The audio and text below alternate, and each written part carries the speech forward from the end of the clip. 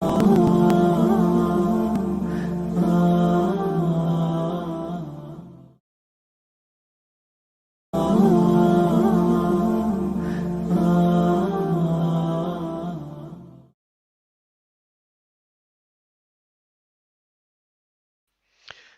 alaikum rahmatullahi wa barakatuh, brothers and sisters. You're listening to Newcastle Fast FM, and this is the show From Darkness to Light with myself, Richard Coupland. It's a show that I do every single Monday to Friday, 6 o'clock to 7 o'clock. And, alhamdulillah, we've had a number of different guests on so far. We had Brother Alex to share a story. We had Brother Imran Hussein talking about dawah, and also had myself sharing my story. But alhamdulillah, today I'm joined by a very special Brother Sergio. Assalamu alaikum. Walaikum assalam. How are you, brother? I'm good, man. How are you? How are you doing? Very good, actually, indeed. Alhamdulillah, everything is very nice. I'm very happy this month, actually, this blessed month of Ramadan. Amazing month. Even though we are enclosed at home and everything, we've got time to focus on our religious obligations. So Definitely. So I was going to ask, how are you finding the lockdown? Is it been busy? You been trying to keep busy, or? Apart from job, actually, it's been quite easy because the university stuff I would do at home all the time. Not going to work, not going out, meeting people or going to IDC center and stuff. It's been the most challenging factor of this lockdown. But apart from it, I'm quite all right. Okay, good. I don't complain, actually. How about you? Alhamdulillah. Yeah, it's going good. Obviously, I work from home and just trying to stay productive, trying not to sleep, trying to, Ramadan, so trying to spend my time doing beneficial things. Yeah. But so tell us a bit about yourself. Said where you from. Tell us a bit about yourself. So first of all, assalamu alaikum wa rahmatullahi wa barakatuh to everyone here watching the show. First of all, thank you, Richard, for having me here today. It's a pleasure, actually. This is the first time I'm opening to an interview or an open show where I'm talking about my journey in Islam. So I live in Newcastle upon Tyne, but I was born in Spain. I was raised in Madrid for the first 20 years of my life. Yeah, 19, 20 years of my life. And then I changed my life upside down and I moved to the UK to work, to learn English, to attend university, and eventually I became a Muslim. Wow, okay. So quite exciting. So whereabouts in Spain did you mention where you're originally from in Spain? I am from Madrid. Madrid. Yeah, okay, the capital. The capital city. So it's a big city, busy city, I guess. Yeah, as big as London and things like that, I can imagine. Not as big as London. Quite big, actually. Maybe 3-4 million people living in the city. Okay. I do not live in the city itself. I live like 30 minutes away from it. Yeah, that makes sense. But still, it's so within the same community. So you came to the UK for studies, I assume? I came to work at the first place. Yeah, okay. And to improve my English. I couldn't even actually pronounce. I couldn't make up a word or a sentence. So my plan was to move to the UK, find a job, learn English, and things like this. Okay, cool. So when you came, which city did you move to originally? I moved to Portsmouth in the south of England. Okay. What was it like? I assume Portsmouth. It's a port, right? It's on the seaside. Yeah. It's quite nice because it's a very flat city. It doesn't have hills, so you don't have to worry about it. Okay. It's quite nice because the weather compared to Newcastle is different very much. It's quite warmer, and it's enjoyable. We don't have Portsmouth doesn't have as many people as Newcastle, or okay, so it's the like big smaller cities. Maybe, yeah. Yeah, you've got everything, but it's not as big as other main cities actually. Okay, so you Richard grew up in Spain. Yeah. When you were growing up, did you follow any particular religion, or were your family religious at all, would you say? So I come from a Christian Catholic background. Even though my family, they were not very practicing, to be honest. They wouldn't go to church, they wouldn't do stuff, but still we would do the traditions, such as I got baptized, and I did my communion, I did my confessions, and all these traditional things within Christianity. But I would say that my family was pretty much open. They wouldn't push me to go to church or do these kind of things. So nice. So you came to Portsmouth, started working, maybe studying. how did you, hear about Islam as a religion, or what did you previously think about Islam before? So coming from Spain, such a liberal country, I had very, like everyone else, very negative thoughts about Islam Okay. because like all the media and all the things that go on in the world.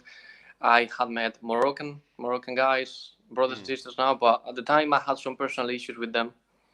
If I know, So I think in Spain, especially when I went to visit, I think there is quite a lot of Moroccans there. yes, yes, Um, yeah. mm. So your So interactions with Muslims wasn't necessarily good originally. no, no, it wasn't very good because I would hang out with Spanish friends most of the Mm. time, and the Muslims, the Moroccans at the time, they were like very isolated, if that Okay. makes sense, on their own community and stuff.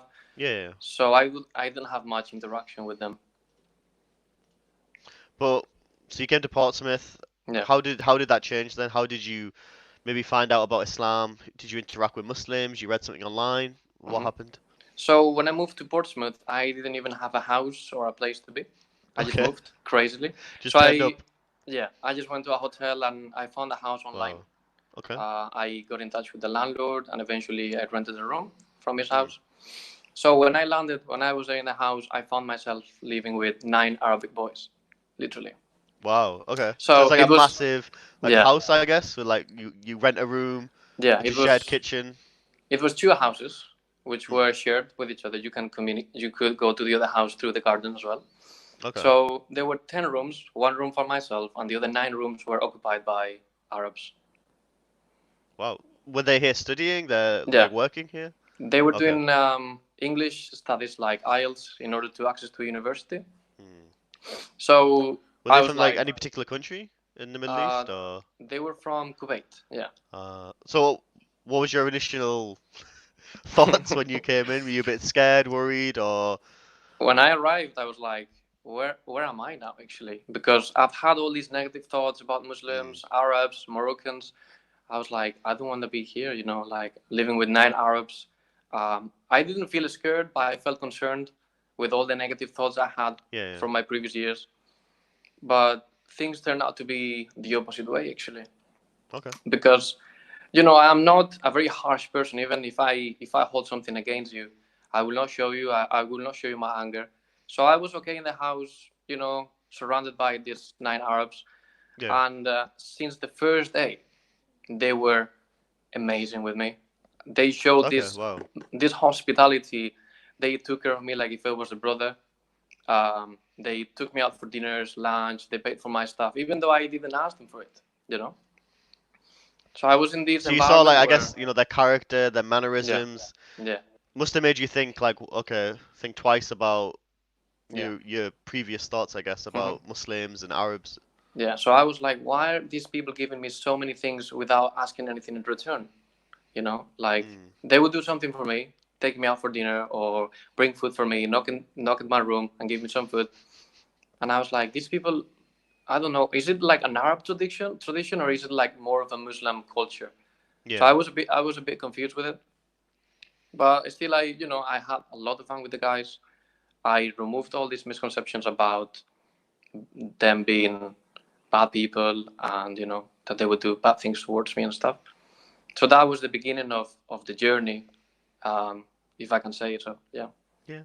Okay, so that was maybe a turning point where you start thinking, okay, maybe the negative experiences or the negative ideas that I had previously Yeah. interacting with Muslims and people from the Middle East sort of started hmm changing your perceptions. Yeah. Was there any particular person that you had good conversations with, or they give you any books to read or anything like that that helped you on your journey, would you say?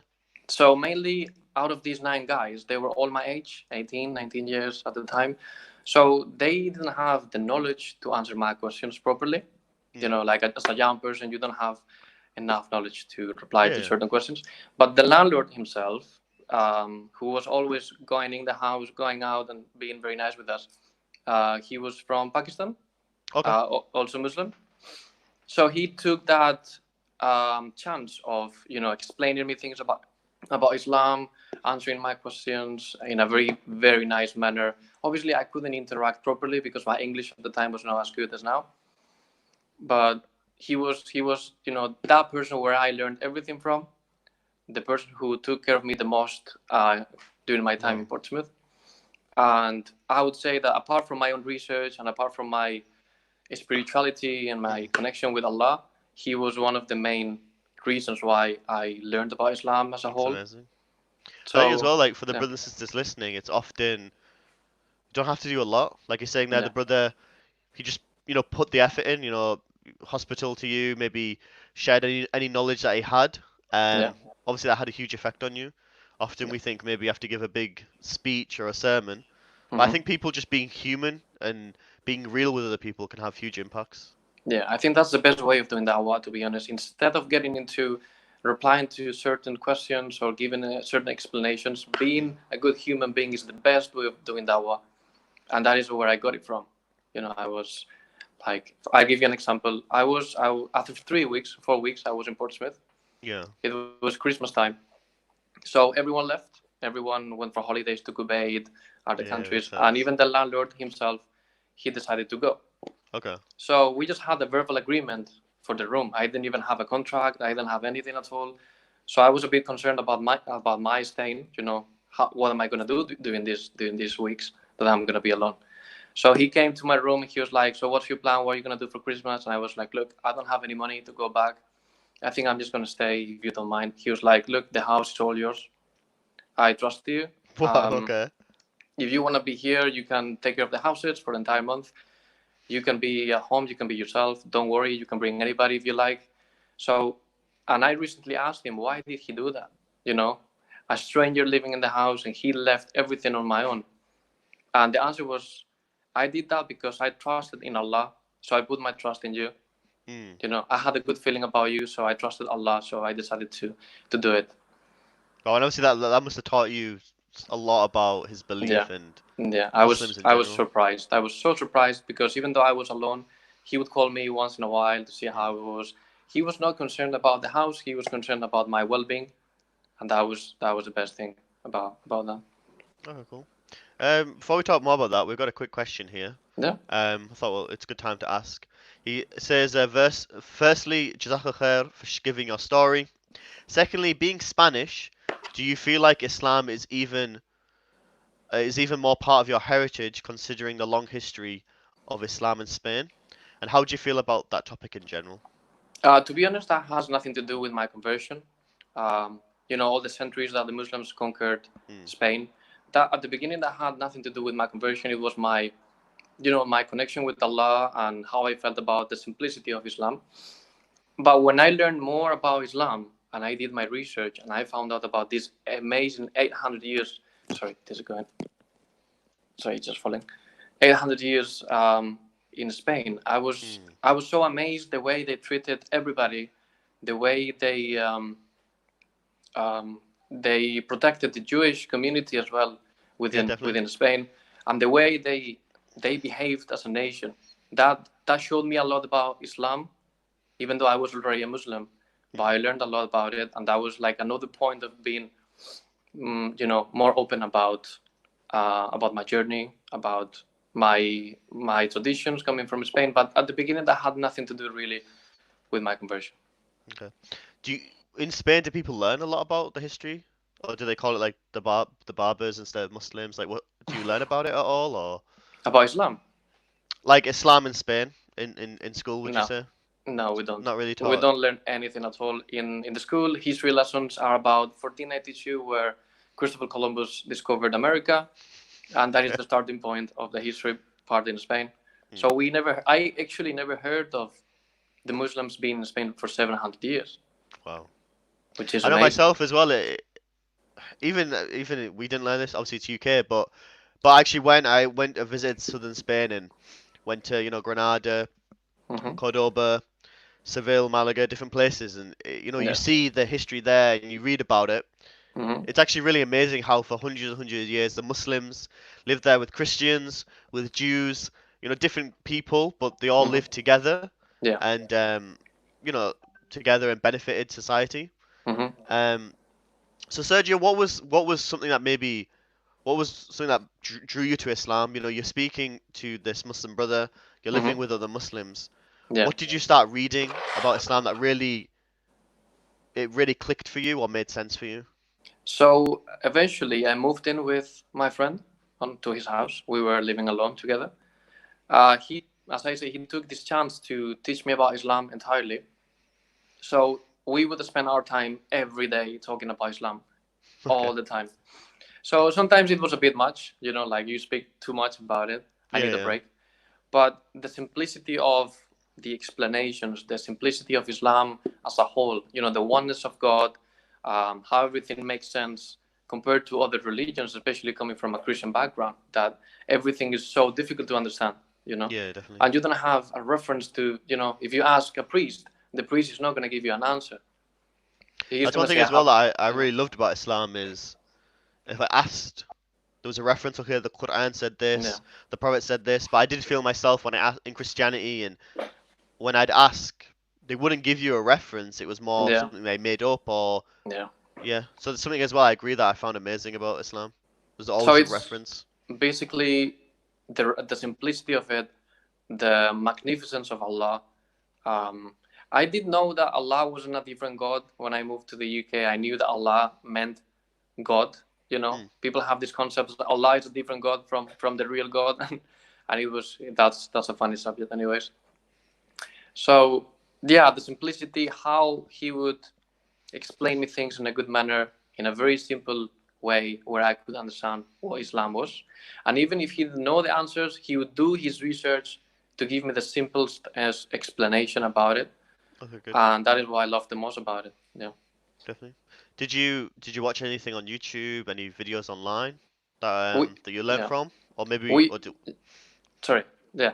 or did you watch more when you became Muslim? Or We used to watch videos together at home mm. from different speakers on YouTube, like the London Speakers Corner.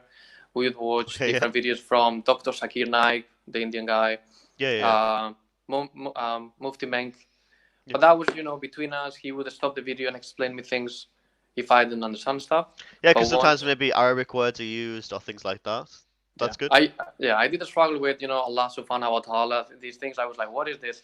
And Alhamdulillah and Subhanallah, Mashallah. I was like, what are they saying? So he Mm. would then explain me in a very simple manner what those things meant.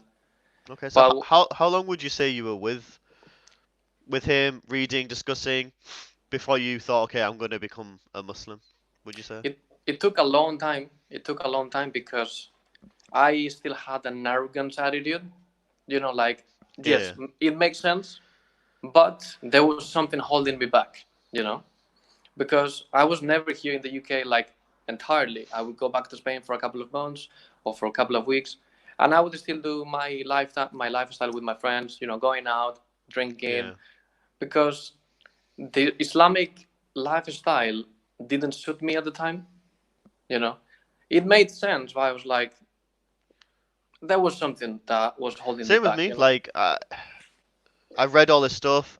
I knew all the reasons. It made sense, but I still wasn't Muslim. Like, again, myself, I still was still arrogant. I still felt like I knew something. Again, for me, it was only when I actually visited the masjid, Hmm. heard the Quran, like had this bit of an experience that I felt that the arrogance went away. Yeah, yeah, definitely, definitely. In my case, I did visit some mosques. We Mm. went to Turkey, we went to Istanbul, Okay, and wow. we Okay. that was amazing. But I saw the mosques because in Istanbul, I don't know if you've been there. I was The planning to go mosques, in yeah, June, but sadly, the mosques coronavirus. there, the Blue Mosque and the Hagia Mm. Sophia and all these places have become touristic attractions. You Yeah, know yeah, what I it's mean? true. So it remains a place of worship, but everyone goes there just to see it, to take Take pictures. So pictures to look. eventually I didn't take it. So it was amazing. It was so beautiful and so peaceful, but that didn't have any impact on my belief, Yeah, I you get know. you. So it wasn't going to the mosque. It was more doing my own research, sharing stuff with my friend, Mm. whose name is Wajahad, by the way. If he's watching, Okay. I'm talking Inshallah, about he's you, so watching. don't worry. So, how long ago was it that you took the Shahada I took from? the Shahada last year before Ramadan, Okay, well, like a okay. month, 2 months before Ramadan, I would say. How did you find it after taking the Shahada? Did you do you find it difficult to learn stuff? Was it a period where maybe you're finding it hard to adjust, Yeah. or did you find it easy? Like, how was your experiences? When I was with my friend, everything was easy, of course, because we would share the same thoughts and the same ideas. Um, but I didn't focus on the main aspects of Islam, such as the five pillars. Learning how to pray, Hmm. doing this stuff. I would focus more on watching debates, watching the speakers. Speaker's You know, corner. yeah, getting ready Yeah. to debate anybody in the streets or Hmm. on social media.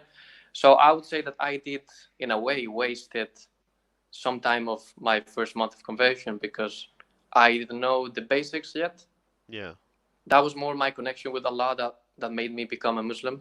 But I didn't know how to pray. I didn't know many, many, many things that now I do know, Alhamdulillah. Alhamdulillah. And so I struggled when I realized that I was doing things the wrong way. Like I should have learned how to pray. I should have done this. I should have done that. But I was constantly watching speakers, taking notes. So I will do this. I will do that. So it took some time Definitely. actually. I know, brothers and sisters, if you do have any questions, you can obviously put them in the chat. But I know myself as well. I became Muslim, but I spent a lot of time similar, like debating online, reading about different issues, which maybe were beneficial, but I didn't concentrate on the basics like you were saying. Hmm. So Yeah. I I could do all these arguments. I was watching all these videos, but I didn't know how to pray properly, or I didn't maybe fully understand everything properly. Yeah. It really took me some time for me to really focus in and concentrate on the prayer, on the five pillars, and on the basics. Yeah. Definitely. Yeah. So, did you studied in Portsmouth? Is that correct? Or Yeah. I went to uni in Portsmouth. what did you I do? got a sports and exercise science Okay, cool. bachelor degree. I Does that mean finished you a last gymmer? year. You go to the gym, or you do running? What's your sort of thing? So far, I don't do anything. I've got, everything is in my mind, so I can Okay, teach. you got the knowledge. You I've just got need the to knowledge, act. but I don't have the muscles. But I've got the knowledge. Yeah. Okay, cool. So you did your degree in Portsmouth, and then you went back to Spain, Yeah. and then you applied to do your master's degree here in Newcastle. Correct. Yes. So when did you move to Newcastle? In September. Yeah. September. So you came to Newcastle. Um, I assume would have been new city on Hmm. your own. How did you reach out to the Muslim community or to Yeah. myself? How did we meet? So after a few months being here in Newcastle, I was still focusing on um, not such important stuff, such as like speakers and things like this. And Yeah. one day I woke up and I called my friend and I said, "Look, I need to know. I need to learn how to pray, because ever since I became a Muslim, I haven't performed a single prayer." And he was like, "Look, the easy way out: you go to the mosque, you tell the imam or you tell anybody there, and you ask for help." Yeah. And I was like, "Yeah, definitely." So I went to the masjid on Friday prayer for Jummah, and I spoke to Mohammed Tim Humble, Okay, nice. amazing speaker too. Alhamdulillah. And he was like, "Well, you're speaking to the best person you could now, because I've got some connections. I can, call someone and put you there and this and that." So he took my phone number, and I believe that someone gave it to you eventually. Yeah, so I think he took it. Brother Omer, who works in the office at the masjid, who asked you a question earlier on, Yeah. he passed it on to me, Hmm. and then I think I messaged you, called you, and then we tried to Yeah. arrange a meetup. Hmm. Obviously, one of the things that I do is help converts, reverts at the Islamic Diversity Center, IDC. Hmm.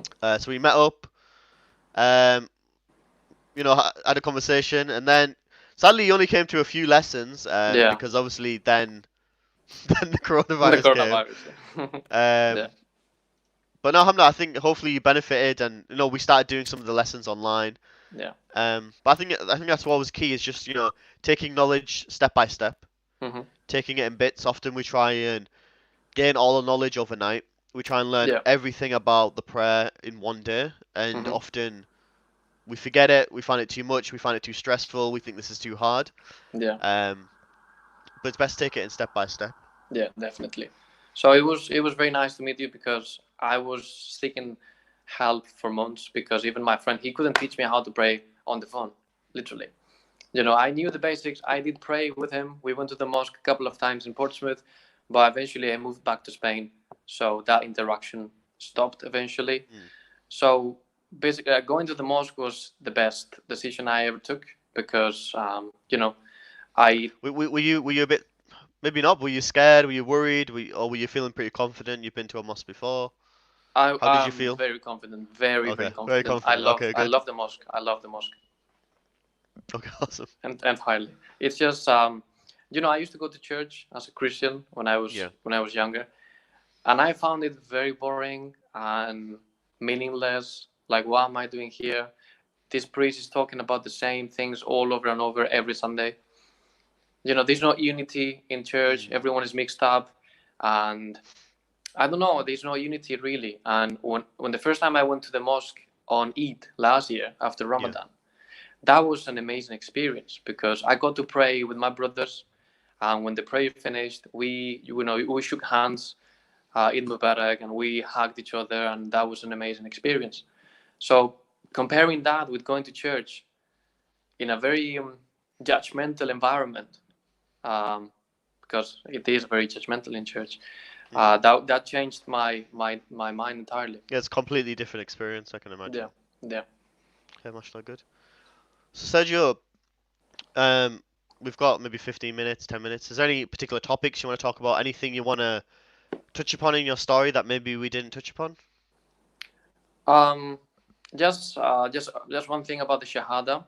Mm. That I was doing my research on how to become a Muslim, because in Christianity you need to get baptized and all these things. I Yeah. was like, do I need to undergo any kind of Like event ritual or or ritual or something? yeah.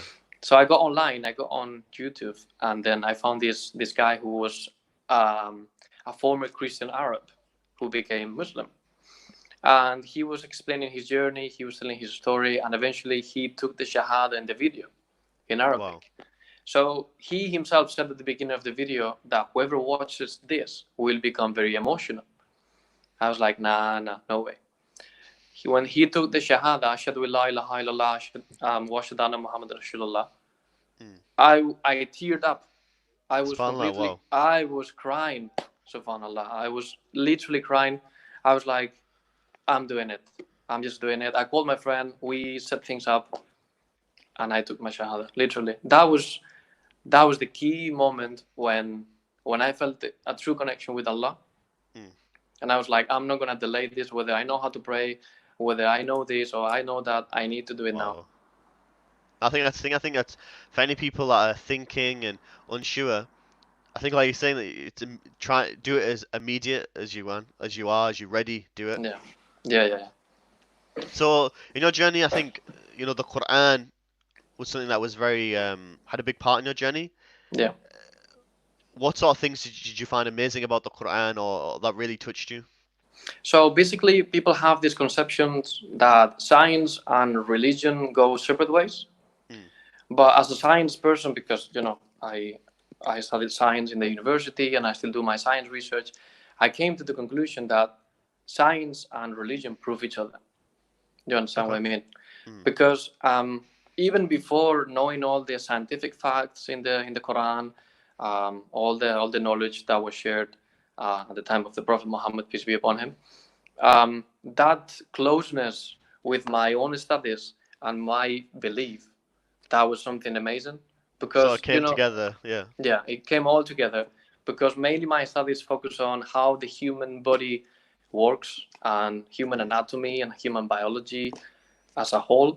And there are many, many things that the Quran explains from Allah that reflect on my own studies. Okay, well. So that was amazing. That was So that for was you, like when priceless. you reflected upon that, it was like amazing for you.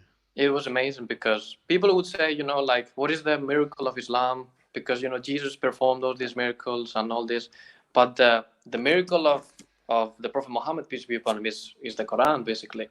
This is the Definitely. this is the miracle of Islam. Not for me as well. When I was looking into religions and different religions, one thing that I always used to ask is, where's the proof that this is true? Where's Yeah, something that's amazing? And for me, when I read about the Quran, read about, its linguistics, how it speaks about the natural world, very loads of things in the Quran, I realized that this book, it couldn't have been, invented by a human being, a yeah, shepherd, a Bedouin. It's yeah. clear that it was divine, and that was a key thing, which I think is unique to Islam. It When I, is. when I speak to Christians or I speak to other people in other religion, they often find it difficult to give me reasons. Maybe often it's, Jesus loves you, or you have to Yeah, believe in it, or it's a nice message. But like you said with the Quran, it's a powerful book. it's Uh, definitely very powerful. Yeah, Definitely. yeah. I've got many things to say about the Quran because ever since I started doing my research and I Mm. started reading it, I've got the Spanish, the Arabic, and the English versions. So I've Okay, got three. good. I don't know Arabic yet. Inshallah, in the future, if Allah lets. So I do some English, some Spanish, depending on the day, Mm. But It's good. How it um, how is maybe you've had a look or not? Is there a lot of material in Spanish? Would you say? no, Is on the internet pamphlets? Would you say there and is a lot or no? unfortunately, there's no much content in Spanish. Mm. Everything is in English, obviously, and Arabic. Yeah. So when I was trying to, because sometimes when you watch something that attracts your attention more than if I tell you something, you know. So I was trying to show my family all these videos and all these things, but they do not understand English. Yeah. So So it it's was very difficult. hard for me to translate it in my brain and then tell them and then doing this because when you translate something into another language, whether you like it or not, the meaning goes away. Yeah, and they maybe can't relate as much to it. Yeah. It's difficult. So for me it was fine because I'm proficient. I understand everything. But for Mm. example, my mom, who is very close to my beliefs, who inshallah she will become a Muslim. Inshallah. Um, she doesn't have the access to these sources, Mm. videos or speakers. She doesn't have anything apart from the Spanish Quran that I have to give it to her, inshallah, in the future. So How is the Spanish translation? Would you say it's okay? Is it modern English, modern Spanish, or is it how is it? so first of all, before I got the Spanish Quran, I downloaded an app on my phone, Spanish Quran, Yeah. and it was very confusing. Okay. It wouldn't make much sense because they were trying to use the classical Spanish with the classical Arabic, and it didn't Mm. make much sense, to be honest. I was very confused. What does that mean? What is this? So when I got the Spanish Quran from the Blue Mosque in Istanbul, Yeah. that's written in a very easy way, Easier very way, simple yeah. Spanish, very modern Spanish. So it's very easy to understand it. It's Do very easy most to comprehend. people do most people in Spain speak English? Would you say or no? Nah, not really. No, Like people they don't speak maybe did it English. in school but forgot it or Yeah, what I did in the school had no relevance at all on my level right now. okay. So No, I'm yeah, just you learn. thinking, it sounds like there's a need for maybe Yeah. Spanish speakers to do Hmm. videos, to do lectures, to write articles. It sounds like there Yeah. is that need out there. Yeah. I've been meaning to do like a YouTube channel or something where I can relate to these issues in Spanish. But Definitely, I think also, things like that would be good. the Spanish society. It's not. I would say some of my friends do not even know I'm a Muslim to begin with Okay, well. So because culturally it's very different. it's very different. It's not taken. When Do I've told people other speak people about here, religion, would you say? Like openly, or is it a very personal thing that we don't people don't talk about? mostly it's very personal. People, Okay. it's a taboo subject. Okay. Yeah, Because yeah. people do not have the knowledge of it. So how are you going to speak about it? When I spoke to my father about Christianity, he had no knowledge at all of it. So he didn't have any arguments to come back to me and tell me, so Christianity is this because of this and because of that. Because he himself didn't know, really. They are Christians, By unfortunately, culture or by culture, by name, yeah. but they do not know what Christianity means. Well, So it's nice when I speak to my family, especially to my mom. We've got chats like okay, good. every 2 3 days, and she understands. That's She's good. very That's close. awesome. Yeah, I think it's very important that you maintain those, family ties. You don't want your family to think, oh, he's become Muslim or he's gonna, he's changed. yeah, You're still the same person. You yeah, still love them. You still care for them, and it's important to show that. yeah, definitely. Um, you know, is there any advice you would give to somebody who, any other converts out there, from your experiences, is there any advice you would give on maybe learning or things like that you would recommend not to do or to do? So the first step is to take it easy. Like, because if you try to learn like you've done and I've done, try to learn everything in one day, your brain will explode literally because there is so much content, there's so much stuff that you can learn from. So Mm, I would say first advice, take it easy, step by step. There's no rush. as long as you have the basics clear in your mind, Definitely you have the should basics, and you're just trying your best. I think that's the key thing. definitely try your best.